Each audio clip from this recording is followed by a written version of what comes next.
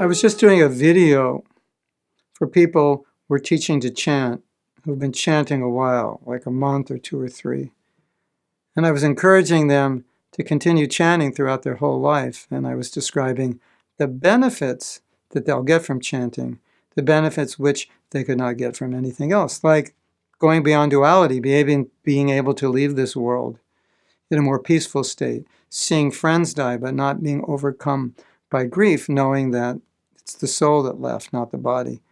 And so I was reflecting.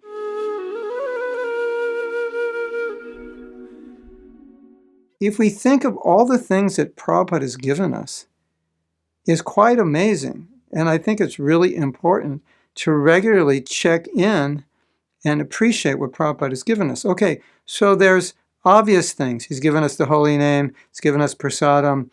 He's given us kirtan, Bhagavatam, all his books, and so on. But then you want to really go more deeply. Okay, he's given us the holy name, but what's in the holy name? Well, Krishna's in the holy name, Radha's in the holy name, but what else is in the holy name? Well, our relationship with Krishna is in the holy name. Prema potentially will come out of the holy name. That's quite a gift. It's like you get a gift and you look at it externally and think, oh, that's nice. But the more you get into it, the more you see, oh, this is a technological wonder, or maybe it's a piece of cloth that was made from a certain special material and weaved in a certain way that maybe took a year. And then you appreciate it more and more and more. What's in the Bhagavatam? What is the Bhagavatam? The Bhagavatam is personified love. Every problem, every challenge we have, Prabhupada has solved in the Bhagavatam. What kind of gift is that? What about devotees? Devotees are the best people, the best association. How would we live without devotees? What if we just had to associate the rest of our life with ordinary people who are not interested or not capable of practicing spiritual life well? I mean, Prabhupada created ISKCON. In doing so, he created devotees. What a gift to us. Prabhupada gave us so many wonderful devotees that we need in order to advance. Without them, we could not advance. Prasadam goes without saying. And so as you go down the list of seeing what Prabhupada has given us, it's just amazing how much you can appreciate what we have and how much that appreciation will inspire us in our sadhana, inspire us in our service, inspire us to share the gifts that Prabhupada has given. But when we forget these things, sometimes we kind of devolve into a certain mode of non-appreciation or kind of boredom in spiritual life, or a drudgery in material life, no time for spiritual life. And we kind of become like everybody else, and that is a total disaster because Prabhupada has given us so much. So if we end up more or less like everyone else, just drudgery, working hard, trying to build up our material position, that's really sad because then we're neglecting the gifts he gave us, or we're not fully taking advantage of the gifts he gave us. Now, we see this in the japa workshops and retreats as devotees go more deeply into the holy name and kind of enter into a new realm of chanting, in which the holy name opens up in ways it never opened up to them before. And there's a lot of very deep experiences in the japa retreats. And people begin to appreciate the holy name in a new way, on a new level, much more deeply, and kind of just reflect, oh, I had this holy name, but I didn't utilize it. But you can look at Bhagavatam that way. Maybe you don't read that much. Maybe you don't relish it that much. Maybe you don't understand it that much. Maybe you take it for granted. Maybe you don't understand deity worship and the power of it. Maybe you don't understand the power and benefit of Sangha. So with each thing that Prabhupada has given us, we can open it up. We can go more deeply to understand how powerful it is, how beneficial it is.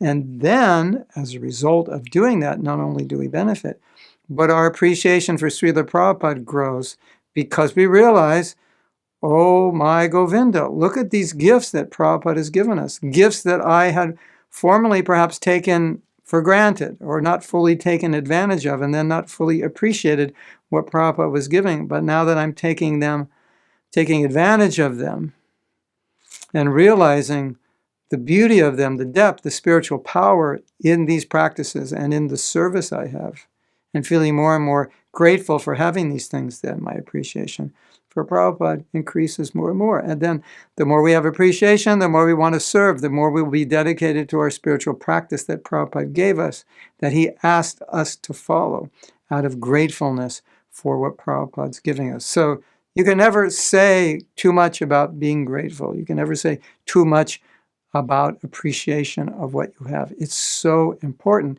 And if we don't do that, we run the possible risk.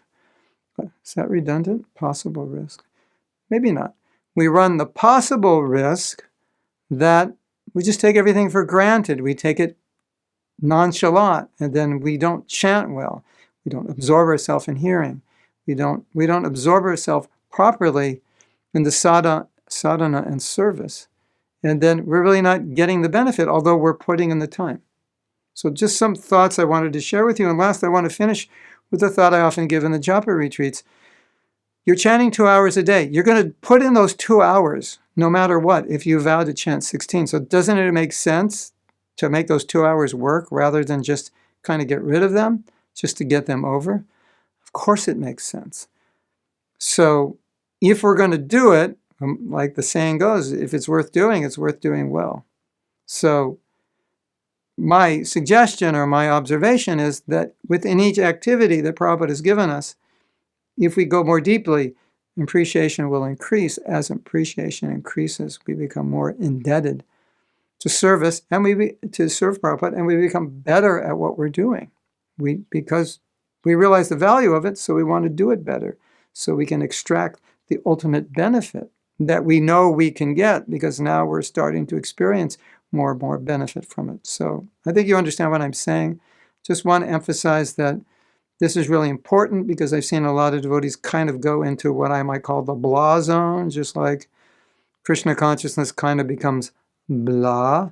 Then I would say they're not actually tasting Krishna consciousness, because Krishna consciousness is not blah. So if you're in the blah zone, or what I call the dead japa zone, you're not actually chanting japa. You're not actually experiencing Krishna. You're experiencing something external, which only becomes austere and difficult, and you're not actually tasting what is inside that. And that is very unfortunate if we end up in that position. And I don't want you to end up in that position. I don't want anyone to end up in that position. I want you to get more and more and more out of your Krishna consciousness. So try to do that. Appreciate everything Prabhupada has given, and you will get more and more out of your spiritual practice and out of your service.